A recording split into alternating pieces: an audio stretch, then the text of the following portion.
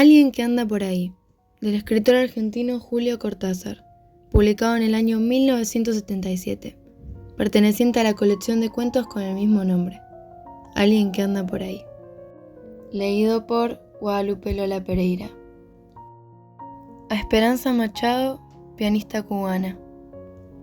A Jiménez lo habían desembarcado apenas caía la noche y aceptando todos los riesgos de que la caleta estuviera tan cerca del puerto.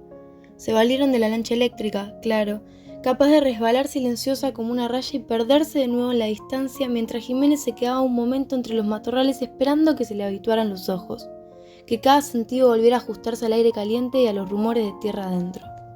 2 días atrás había sido la peste del asfalto caliente y las frituras ciudadanas, el desinfectante apenas disimulado del lobby del Atlantic, los parches casi patéticos del bourbon con que todos ellos buscaban tapar el recuerdo del ron.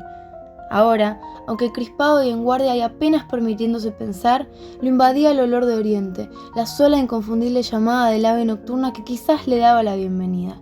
Mejor pensarlo así como un conjuro. Al principio a York le había parecido insensato que Jiménez desembarcara tan cerca de Santiago.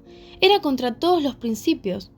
Por eso mismo, y porque Jiménez conocía el terreno como nadie, York aceptó el riesgo y arregló lo de la lancha eléctrica. El problema estaba en no mancharse los zapatos, llegar al motel con la apariencia del turista provinciano que recorre su país. Una vez ahí, Alfonso se encargaría de instalarlo. El resto era cosa de pocas horas, la carga de plástico en el lugar convenido y el regreso a la costa donde esperarían la lancha y Alfonso. El telecomando estaba a bordo y una vez mar afuera el reverberar de la explosión y las primeras llamaradas en la fábrica los despediría con todos los honores.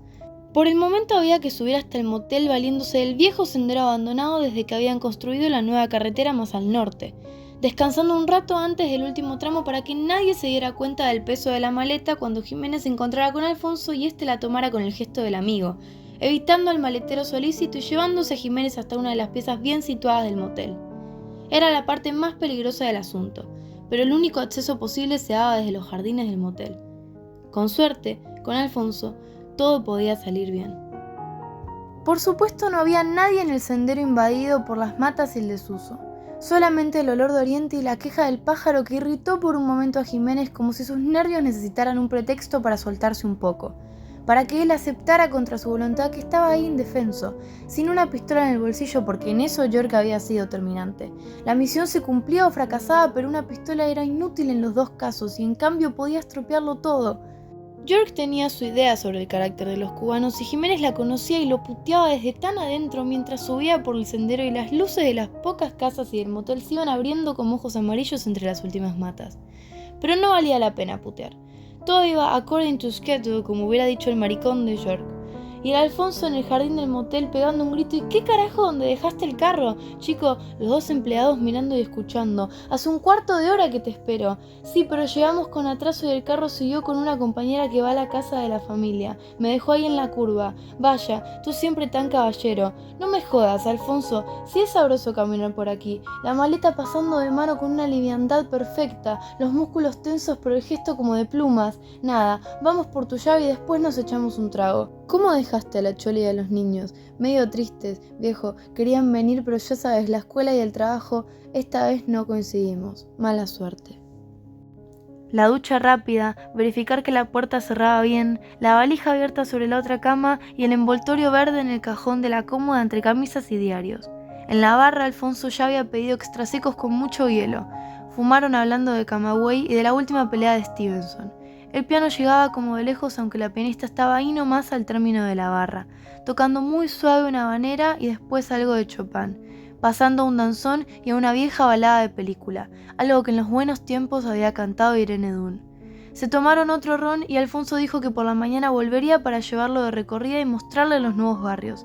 Había tanto que ver en Santiago, se trabajaba duro para cumplir los planes y sobrepasarlos. Las microbrigadas eran del carajo, Almeida vendría a inaugurar 2 fábricas. Por ahí en una de esas hasta caía Fidel, los compañeros estaban arrimando el hombro que daba gusto. Los santiagueros no se duermen, dijo el barman, y ellos se rieron aprobando. Quedaba poca gente en el comedor y a Jiménez ya le habían destinado una mesa cerca de una ventana. Alfonso se despidió después de repetir lo del encuentro por la mañana. Estirando largo las piernas, Jiménez empezó a estudiar la carta. Un cansancio que no era solamente del cuerpo, lo obligaba a vigilarse en cada movimiento. Todo ahí era plácido y cordial y calmo, y Chopin, que ahora volvía desde ese preludio que la pianista tocaba muy lento, pero Jiménez sentía la amenaza como un agazapamiento. La menor falla y esas caras sonrientes se volverían máscaras de odio. Conocía esas sensaciones y sabía cómo controlarlas. Pidió un mojito para ir haciendo tiempo y se dejó aconsejar en la comida. Esa noche pescado mejor que carne. El comedor estaba casi vacío. En la barra una pareja joven y más allá un hombre que parecía extranjero y que bebía sin mirar su vaso, los ojos perdidos en la pianista que repetía el tema de Irene Dunne. Ahora Jiménez reconocía hay humo en tus ojos, aquella Habana de entonces. El piano volvía a Chopin, uno de los estudios que también Jiménez había tocado cuando estudiaba piano de muchacho antes del gran pánico. Un estudio lento y melancólico que le recordó a la sala de la casa, la abuela muerta, y casi a contrapelo la imagen de su hermano que se había quedado a pesar de la maldición paterna. Robertico muerto como un imbécil en Girón en vez de ayudar a la reconquista de la verdadera libertad. Casi sorprendido comió con ganas, saboreando lo que su memoria no había olvidado, admitiendo irónicamente que era lo único bueno al lado de la comida esponjosa que estragaban del otro lado. No tenía sueño y le gustaba la música.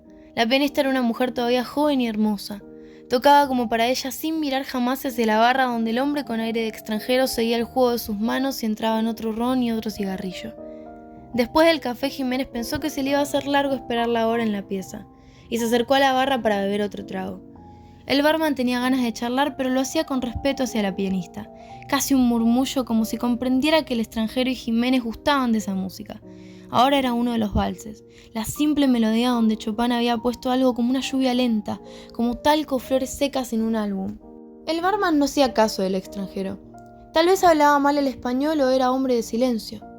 Ya el comedor se iba apagando y habría que irse a dormir, pero la pianista seguía tocando una melodía cubana que Jiménez fue dejando atrás mientras encendía otro cigarrillo y con un buenas noches circular se iba hacia la puerta y entraba en lo que esperaba más allá. A las 4 en punto sincronizadas en su reloj y el de la lancha. Antes de entrar en su cuarto acostumbró sus ojos a la penumbra del jardín para estar seguro de lo que le había explicado Alfonso. La picada unos 100 metros, la bifurcación hacia la carretera nueva, cruzarla con cuidado y seguir hacia el oeste. Desde el motel solo veía la zona sombría donde empezaba la picada, pero era útil detectar las luces en el fondo y 2 o 3 hacia la izquierda para tener una noción de las distancias. La zona de la fábrica empezaba a 700 metros al oeste. Al lado del tercer poste de cemento encontraría el agujero por donde franquear la alambrada. En principio era raro que los centinelas estuvieran de ese lado. Hacían una recorrida cada cuarto de hora, pero después preferían charlar entre ellos del otro lado donde había luz y café. De todos modos, ya no importaba mancharse la ropa. Habría que arrastrarse entre las matas hasta el lugar que Alfonso le había descrito en detalle. La vuelta iba a ser fácil sin el envoltorio verde, sin todas esas caras que lo habían rodeado hasta ahora. Se tendió en la cama casi enseguida y apagó la luz para fumar tranquilo. Hasta dormiría un rato para aflojar el cuerpo. Tenía el hábito de despertarse a tiempo. Pero antes se aseguró de que la puerta cerraba bien por dentro y que sus cosas estaban como las había dejado. Tarareó el balsecito que se le había hincado en la memoria, mezclándole el pasado y el presente. Hizo un esfuerzo para dejarlo irse, cambiarlo por "hay humo en tus ojos", pero el balsecito volvía o el preludio se fue adormeciendo sin poder quitárselos de encima, viendo todavía las manos tan blancas de la pianista, su cabeza inclinada como la atenta oyente de sí misma. El ave nocturna cantaba otra vez en alguna mata o en el palmar del norte. Lo despertó algo que era más oscuro que la oscuridad del cuarto, más oscuro y pesado, vagamente a los pies de la cama. Había estado soñando con Phyllis y el festival de música pop, con luces y sonidos tan intensos que abrir los ojos fue como caer en un puro espacio sin barreras, un pozo lleno de nada, y a la vez su estómago le dijo que no era así, que una parte de eso era diferente. Tenía otra consistencia y otra negrura. Buscó el interruptor de un manotazo. El extranjero de la barra estaba sentado al pie de la cama y lo miraba sin apuro, como si hasta ese momento hubiera estado velando su sueño. Hacer algo, pensar algo era igualmente inconcebible. Vísceras, el puro horror, un silencio interminable y acaso instantáneo, el doble puente de los ojos, la pistola, el primer pensamiento inútil. Si por lo menos la pistola. Un jadeo volviendo a hacer entrar el tiempo, rechazo de la última posibilidad de que eso fuera todavía el sueño en que Phyllis, en que la música y las luces y los tragos. Sí, es así, dijo el extranjero, y Jiménez sintió como en la piel el acento cargado, la prueba de que no era de allí como ya algo en la cabeza y en los hombros cuando lo había visto por primera vez en la barra. Enderezándose de a centímetros, buscando por lo menos una igualdad de altura, desventaja total de posición. Lo único posible era la sorpresa, pero también en eso iba a pura pérdida, roto por adelantado. No le iban a responder los músculos, le faltaría la palanca de las piernas para el envión desesperado, y el otro lo sabía, se estaba quieto y como lazo al pie de la cama. Cuando Jiménez lo vio sacar un cigarrillo y malgastar la otra mano hundiéndola en el bolsillo del pantalón para buscar los fósforos, supo que perdería el tiempo si se lanzaba sobre él. Había demasiado desprecio en su manera de no hacerle caso, de no estar a la defensiva. Y algo todavía peor, sus propias precauciones. La puerta cerrada con llave, el cerrojo corrido. ¿Quién eres?, se oyó preguntar absurdamente desde eso que no podía ser el sueño ni la vigilia. ¿Qué importa?, dijo el extranjero. Pero Alfonso se vio mirado por algo que tenía como un tiempo aparte, una distancia hueca. La llama del fósforo se reflejó en unas pupilas dilatadas, de color avellana. El extranjero apagó el fósforo y se miró un momento las manos. Pobre Alfonso, dijo. Pobre Alfonso. No había lástima en sus palabras, solamente como una comprobación desapegada. ¿Pero quién coño eres?, gritó Jiménez sabiendo que eso era la histeria, la pérdida del último control. Oh, alguien que anda por ahí, dijo el extranjero. Siempre me acerco cuando tocan mi música, sobre todo aquí, ¿sabes?